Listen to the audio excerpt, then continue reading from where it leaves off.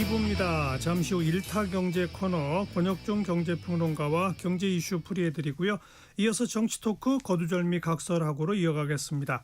KBS 1라디오의 모든 프로그램 유튜브에서도 함께할 수 있습니다. 실시간 방송 보실 수 있고요. 정치, 경제, 사회, 문화 다양한 주제의 콘텐츠들 마련돼 있어요. KBS 1라디오 유튜브 채널 구독, 좋아요, 댓글 부탁드립니다. 토요일 2부 출발하죠.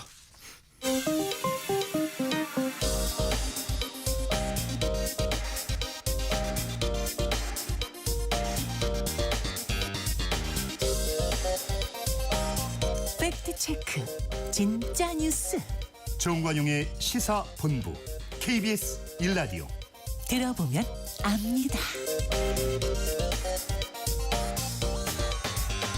권혁중 경제평론가 나오셨어요. 어서 오세요. 네, 안녕하십니까. 트럼프 대통령이 차기 연준 의장으로 케빈 워시를 지명하겠다고 밝혔는데 케빈 워시 어떤 사람이에요?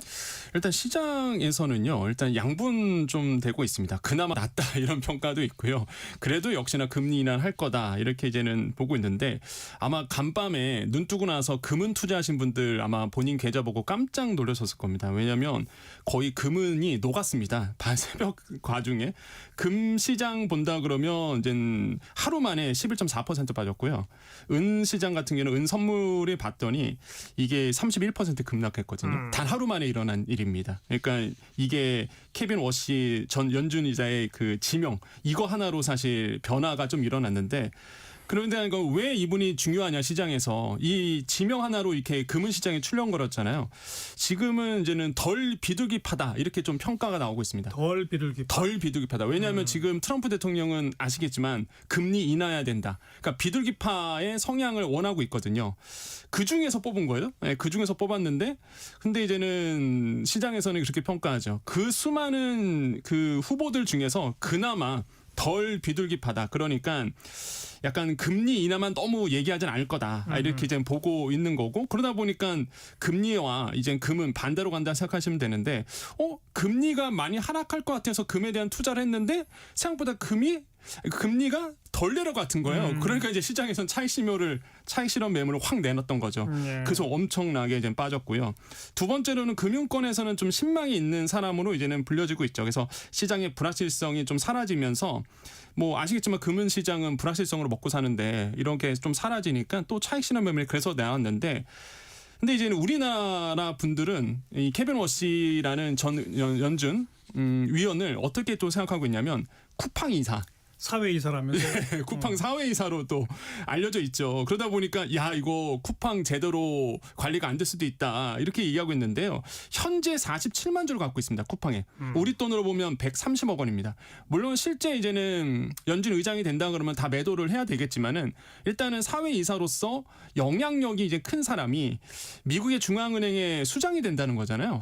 이거는 진짜 영향력을 본다 그러면 상당한 파급력이 있고 두 번째로는 여러분 아마 여성분들 같은 경우는 에스티로더 화장품 브랜드를 아실 겁니다. 이 에스티로더 상속자 도널드 로더의 사위입니다.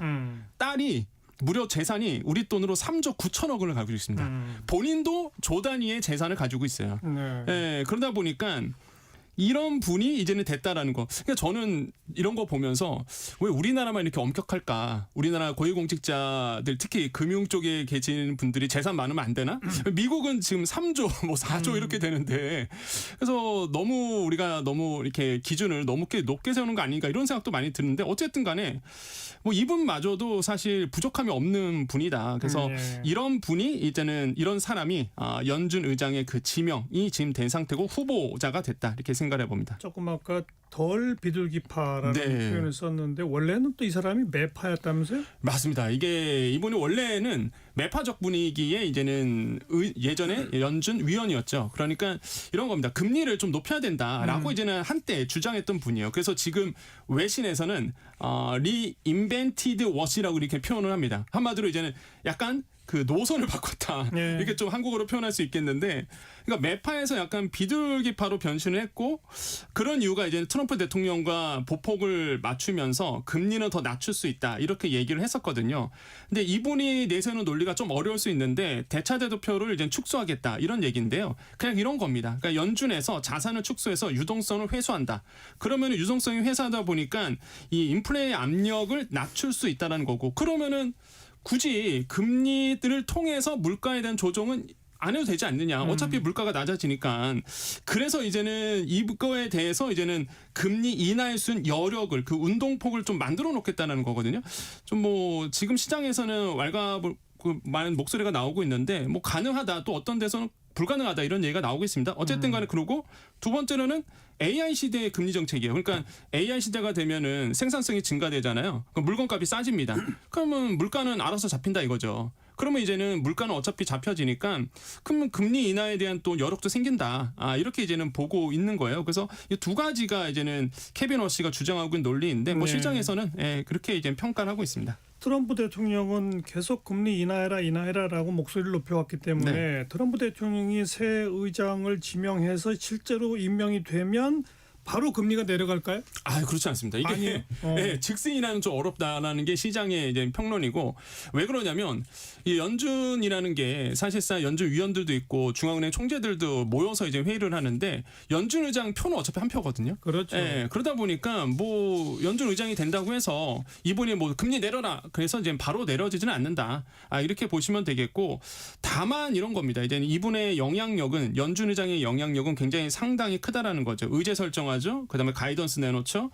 그다음에 인사에 대한 권한도 있습니다. 그러다 보니까 이분의 이제는 첫 번째, 만약에 정말 의장이 된다 그러면 첫 번째 기자 인터뷰에서 과연 어떤 뉘앙스로 얘기를 할까가 시장에선 가장 큰 초미의 관심사예요. 그래서 일단은 금리 인하는 단기 금리는 내려간다는 건 맞습니다. 단기적으로 보면 이제 금리는 어쩔 수 없이 내려갈 건데, 그럼 장기적으로 봤을 때에 이제 금리의 변화를 어떻게 움직이게 할 거냐라는 게 이제 시장이 이제 관심사라고 보시면 되겠습니다. 자, 뭐 시장의 반응을 보면 아까 금이나 은은 시장이 크게 하락했다고 그랬잖아요. 네. 그건 또 분석해 주시면요. 네, 일단 금은 시장은요, 이제 당분간 좀 변동성이 커질 수밖에 없을 것 같아요. 일단 금은 투자하신 분들이 굉장히 많으실 텐데, 아까 말씀드린 것처럼 이게 덜 비둘기파다. 그러다 보니까 생각보다 금리 인하를 안 할 수도 있고, 그러면 달러 강세가 나오는 거고, 일단 달러 강세가 나오다 보니까 금은 차익 실현 매물이 간밤에 이제 쏟아져 나왔던 건데, 그래서 금 가격 크게 떨어졌고 은 가격도 떨어졌고, 또한 저희가 우리가 많이 안 보고 있는데 백금도 떨어졌습니다. 이게 눈치가 좀 빠르신 분들이 플래티넘, 그러니까 백금에 투자하시는 분들이 굉장히 많은 생각보다 요것도 거의 20% 가까이 떨어졌습니다. 간밤에. 그래서 지금 뭐 금은 동부터 시작해서 백금, 원자재 가격이 크게 이제 떨어지고 있는데, 근데 이제는 이런 걸 봤을 때 그럼 계속 떨어지겠느냐? 그렇지는 않을 거다. 어차피 저점 찍고요. 다시 지금 선물 시장에서 오르고 있거든요. 그래서 이제는 좀 회복하고 있는 단계에 있고, 숨 고르기는 분명히 나올 수는 있어도 이게 구조적으로 뭐 금 가격이 계속적으로 떨어진다라고는 좀 어렵다. 그렇게 보지는 않고요. 다만 이제는 시장에서 이런 분도 계세요. 그동안 금은 가격이 너무 올랐기 때문에 조정을 받아야 되는데 안 받았잖아요. 그러니까 요 핑계로 떨어진 거다. 이렇게 보는 분도 있거든요. 그래서 이런 것도 이제 흐름을 보셔야 되겠다고 말씀드립니다. 주식시장은요?